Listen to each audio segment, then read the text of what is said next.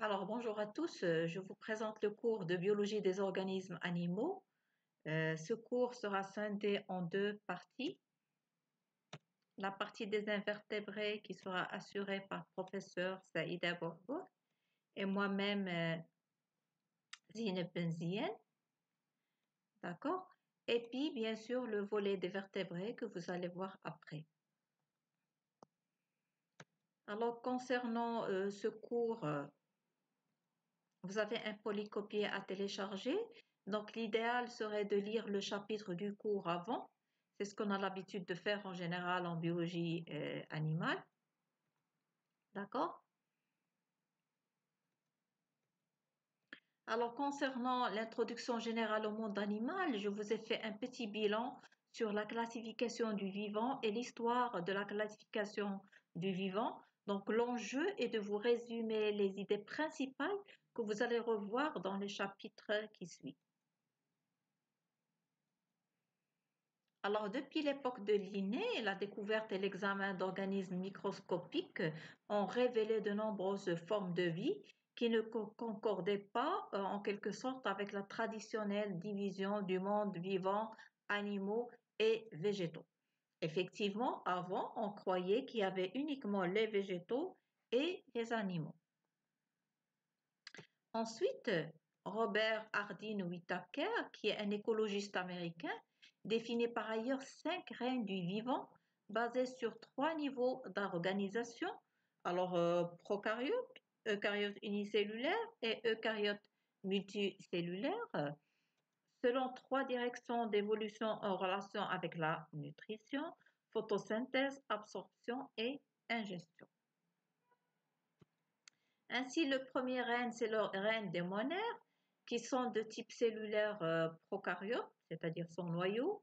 Le niveau d'organisation est unicellulaire et le mode de nutrition, bien sûr, c'est autotrophe ou hétérotrophe.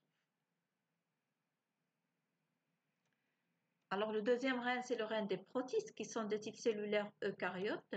Le niveau d'organisation est unicellulaire, d'accord? Et le mode de nutrition, c'est autotrophe ou bien hétérotrophe.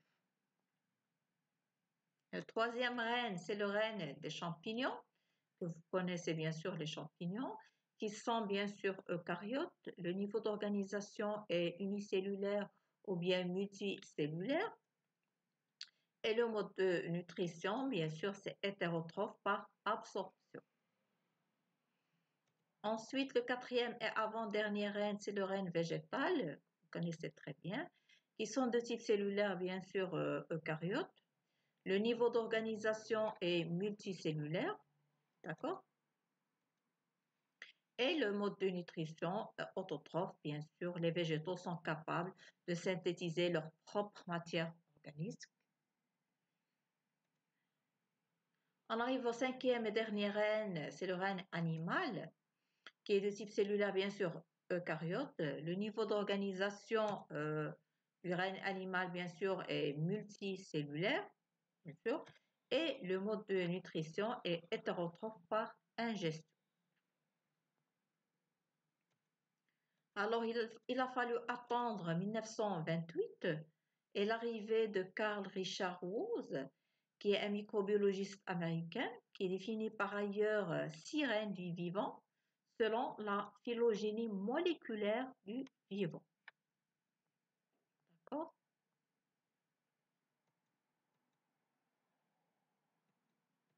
Alors, quelle est la différence en fait entre la classification de 5 règnes et celle de 6 règnes? C'est qu'au niveau des prokaryotes, nous avons par ailleurs les archéobactéries, c'est-à-dire les bactéries archaïques ou bien anciennes, et les eubactéries, les vraies bactéries, ou tout simplement les bactéries actuelles. Sinon, pour les eucaryotes, c'est pareil. Nous avons donc les protistes qui sont unicellulaires, les plantes, les champignons et bien sûr les animaux. Par ailleurs, un seul règne regroupe à lui seul plusieurs milliers d'organismes vivants. D'accord? Un système de classification hiérarchisé a été établi par Linné Alors, ce système permet de diviser chaque reine selon différents niveaux taxonomiques.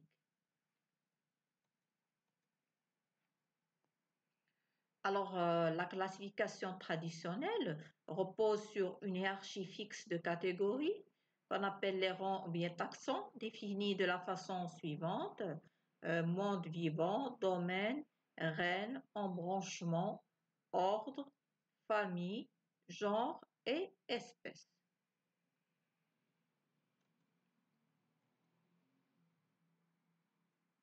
Alors, selon la classification scientifique, l'espèce est bien sûr l'unité de base de la hiérarchie du vivant. En quelque sorte, c'est une collection d'individus héréditairement semblables, autrement dit, des individus qui se ressemblent morphologiquement et bien sûr génétiquement. Alors, toutes les espèces présentant des caractères communs sont regroupées en genres. Par exemple, le chien, le loup appartiennent au genre Canis. Et puis le chat, le tigre et le lion appartiennent au genre Felis. Alors, récapitulons, on a dit que un genre, il regroupe des espèces qui se ressemblent, d'accord? Alors, ces espèces-là, prenons par exemple, si on prend un petit chat et un petit lion, alors morphologiquement, ils se ressemblent beaucoup, d'accord? Mais ce n'est pas la même espèce. Pourquoi ce n'est pas la même espèce?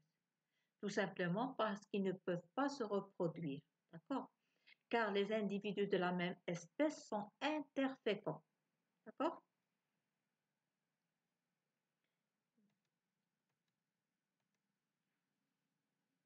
Alors, comme vous avez compris que toutes les espèces sont regroupées en genres, tous les genres sont groupés en familles, toutes les familles sont groupées en ordres, tous les ordres sont regroupés en classes, toutes les classes sont regroupées en embranchements et tous les embranchements sont regroupés en règnes. D'accord? En biologie animale, on s'arrête au règne. D'accord?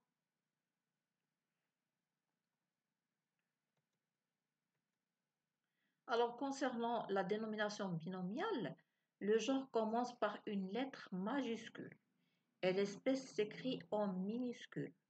Les deux noms sont soit soulignés ou écrits en italique. D'accord? Alors, souligner, si vous écrivez à la main, donc vous êtes obligé de les souligner. Vous voyez ici le chat domestique, Felis domestica.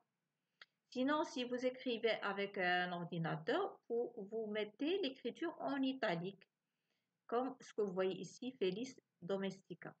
D'accord? Alors, si vous ne mettez pas, si sur l'ordinateur, vous ne mettez pas en italique, ou bien si c'est écrit à la main, vous ne mettez pas de souligné, c'est faux. Prenons l'exemple, par exemple, si vous passez un concours, je ne sais pas, pour passer à la pharmacie ou autre. Donc, si vous écrivez Felis domestica sans souligner, c'est faux. D'accord? Alors, vous voyez ici l'homme, c'est Homo sapiens ou bien Homo sapiens souligné. À noter aussi que l'embranchement s'écrit en grands caractères majuscules. Donc, embranchement, vous écrivez toutes les lettres en majuscules. D'accord? Alors, revenons aux sirènes des vivants. Alors, concernant les eucaryotes, vous voyez ici, nous avons en premier lieu les unicellulaires protistes. D'accord?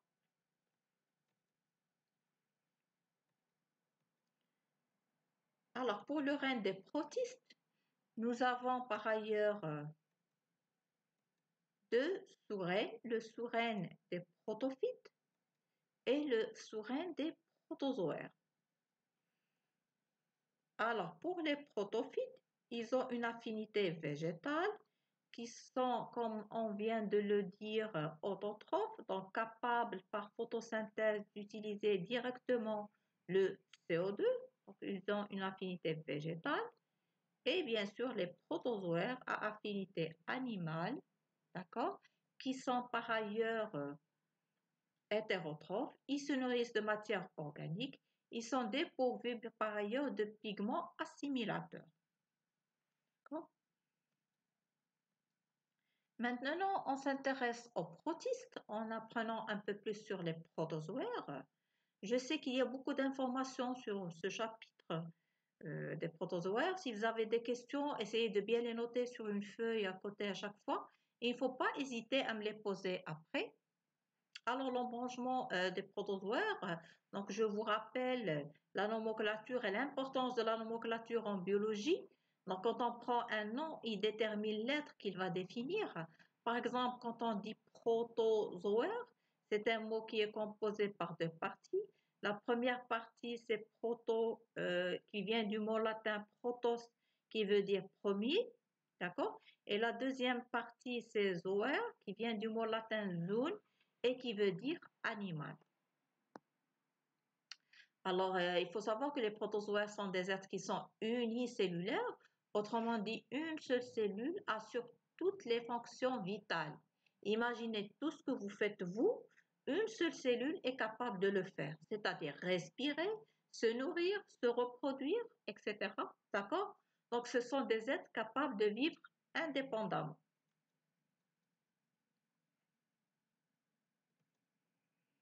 Alors, les protozoaires sont par ailleurs microscopiques. Ils sont mobiles à un stade au moins de leur développement et ils peuvent s'associer en colonies.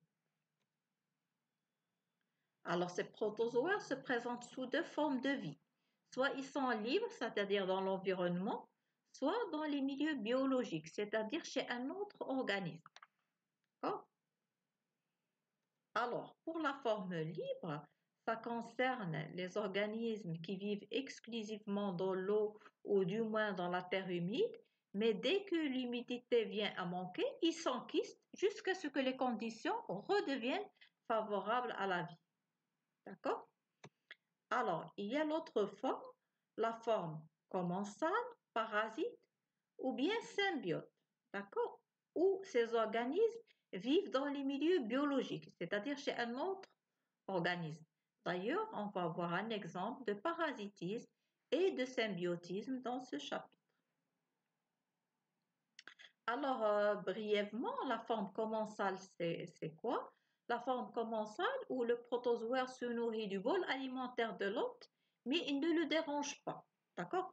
Le parasitisme, par contre, c'est lorsque le protozoaire profite du bol alimentaire de l'hôte et peut causer des maladies. D'accord?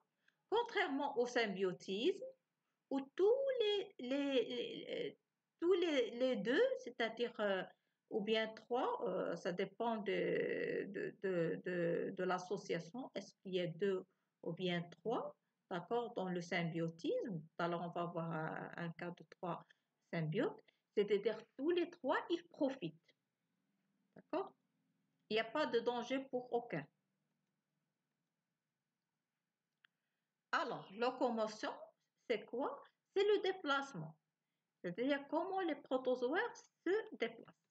Alors, parmi les modes de locomotion ou bien de déplacement, nous avons les flagelles qui sont des expansions cytoplasmiques permanentes.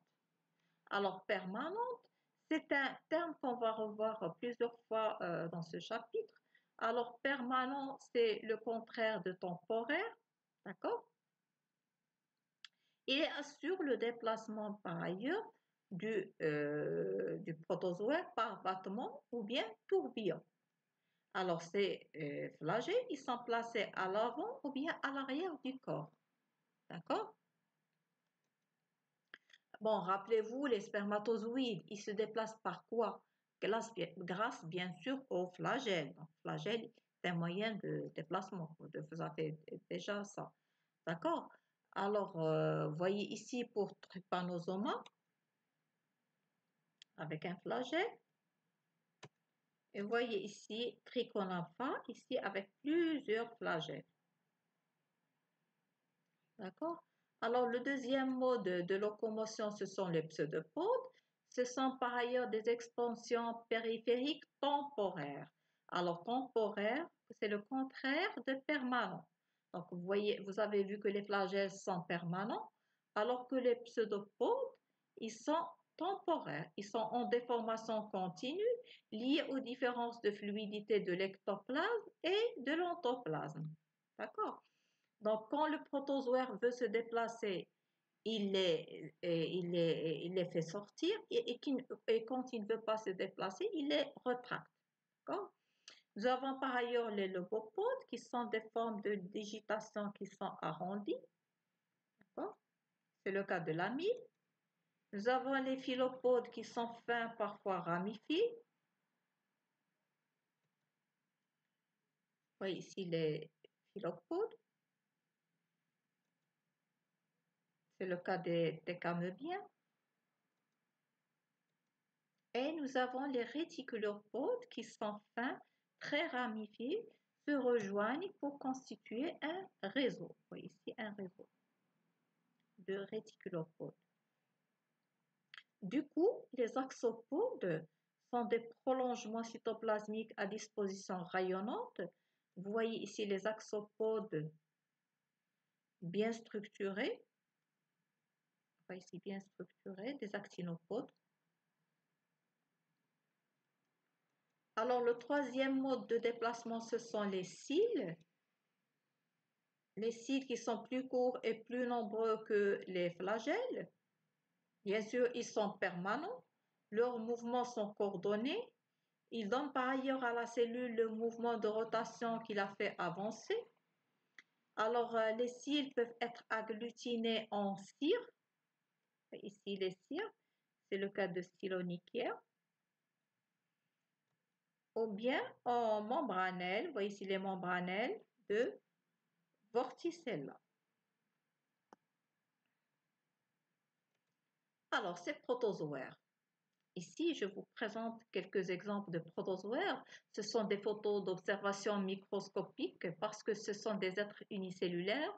On ne va pas pouvoir les observer à l'œil nu, mais on utilise le microscope pour les observer. Donc, comme vous pouvez voir, il y a différentes formes et différents types de ces formes-là, d'accord? Mais à chaque fois, vous allez retrouver une seule cellule qui vit séparément, d'accord? Alors, on peut se poser une question, ces protozoaires, où est-ce qu'on peut les trouver? Alors, la réponse est le milieu aquatique. Si on prend par exemple un peu de terre, on ne va pas les trouver. Leur faut absolument un milieu qui est aquatique. Alors, en haut, à gauche, c'est l'amide qui se déplace par pseudopode. Juste en bas, c'est Actinophrys qui se déplace par des axopodes. Alors, en haut, à droite, c'est la vorticelle. D'accord? Et en bas, c'est le stentor. À noter que la vorticelle et le stentor sont deux ciliophora. Alors, concernant la prise de nourriture, comment ces protozoa se nourrissent? Alors, concernant la prise de nourriture, nous avons l'ingestion qui comprend la prédation et la filtration. Alors, pour la prédation, ou le protozoaire libre pratiquant la prédation est très mobile. Par exemple, une amibe peut attraper une paramécie. Vous voyez ici l'ingestion de la proie se fait par phagocytose. Bien sûr, cette phagocytose, vous savez très bien qu'elle peut être soit phagocytose ou bien pinocytose s'il s'agit de liquide. D'accord? Et nous avons aussi la filtration ou bien piégeage. Alors, ce mode de nutrition est souvent réservé aux organismes qui sont sessiles. Alors, sessile, ça veut dire fixé. Vous voyez ici Vorticella. D'accord? Alors, bien sûr, après l'ingestion, qu'est-ce qu'il y a? Il y a la digestion. D'accord? Le protozoa, bien sûr, doit digérer. Alors, pour la digestion, vous voyez ici l'exemple de la paramécie où les vacuoles digestives formées, d'accord, autour des proies reçoivent les enzymes indispensables à la lyse des aliments. Alors, il faut noter que ces enzymes-là, ils se forment juste au moment de la nutrition, d'accord? Ils sont temporaires, d'accord? Alors, les enzymes, qu'est-ce qu'ils font? Ils digèrent les éléments phagocytés. Alors, vous voyez ici le circuit de la digestion à partir de la bouche. Ça, c'est la bouche. Ça, c'est le circuit de la digestion. En suivant bien sûr le courant cytoplasmique. Alors, il ne reste dans les vacuoles que les déchets non assimilables. D'accord? Et enfin, qu'est-ce qu'il y a? Il y a l'égestion. Autrement dit, l'élimination des déchets non assimilables. Alors, on prend toujours l'exemple de la paramécie. L'exocytose se fait toujours au même point par le cytoprocte, l'expulsion des déchets non assimilables, d'accord? Alors que chez l'amibe, je vous invite à revoir le polycopier où les vacuoles usées s'accumulent dans une sorte de queue qu'elle traîne et puis qu'elle abandonne aussi pour l'éliminer. D'accord? Alors concernant maintenant la respiration et la circulation, la respiration se fait par diffusion d'oxygène à travers la membrane cellulaire. Les cils et les flagelles, par leur battement, favorisent les échanges. D'accord? Quant à la circulation, elle est assurée par les courants cytoplasmiques que vous avez déjà vus en S1. Alors, pour l'excrétion et l'osmorégulation, alors on a parlé des déchets non assimilables qui sont éliminés par exocytose. Maintenant, il reste quoi? Il reste les déchets métaboliques. D'accord? C'est l'enjeu de cette slide. Alors, les vacuoles pulsatiles, ils participent au rejet des déchets du métabolisme et la régulation de la pression osmotique. Alors, vous voyez ici l'exemple de la paramécie. Alors, ici, c'est un grossissement de deux vacuoles pulsatiles reliées au réticulum endoplasmique par un canal alimentaire. Alors, ici, à gauche, c'est la vacuole pulsatile qui est pleine. On dit qu'elle est en diastole. Et puis, à droite, vous voyez la vacuole pulsatile vide. On dit qu'elle est en systole. D'accord? D'ailleurs, le rythme de contraction dépend des conditions du milieu et de l'état physiologique des organismes. Qu'est-ce que veut dire les conditions du milieu? C'est-à-dire, autrement dit, si le milieu il est hypotonique ou bien hypertonique. D'accord? Et puis l'état physiologique, température, pH, etc. D'accord?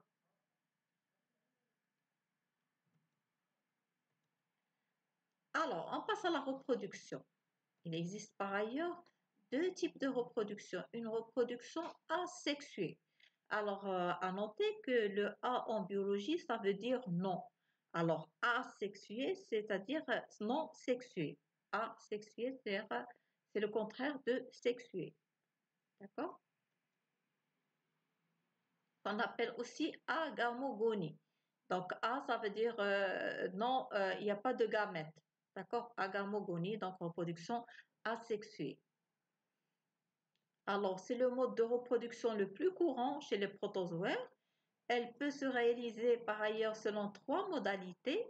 Nous avons une division binaire, c'est-à-dire division du noyau, suivie d'une division du cytoplasme. Alors, vous voyez ici la paramécie mère qui se divise en deux pour donner deux paraméties filles identiques à la paramécie mère. Bien sûr, d'accord? Ensuite, pour cette division binaire, elle peut être soit longitudinale ou bien orthomitose. C'est le cas des flagellés. Vous voyez ici Euglena, où la division elle est longitudinale. D'accord? Alors, chez les ciliés, cette division binaire, elle est transversale, qu'on appelle aussi pleuromitose. Vous voyez ici la paramécie mère qui se divise en deux de façon transversale pour donner deux paraméties filles identiques bien sûr à la paramécie mère. Alors, il faut noter que cette mitose se distingue de celle observée chez les métazoaires par la persistance fréquente de la membrane nucléaire.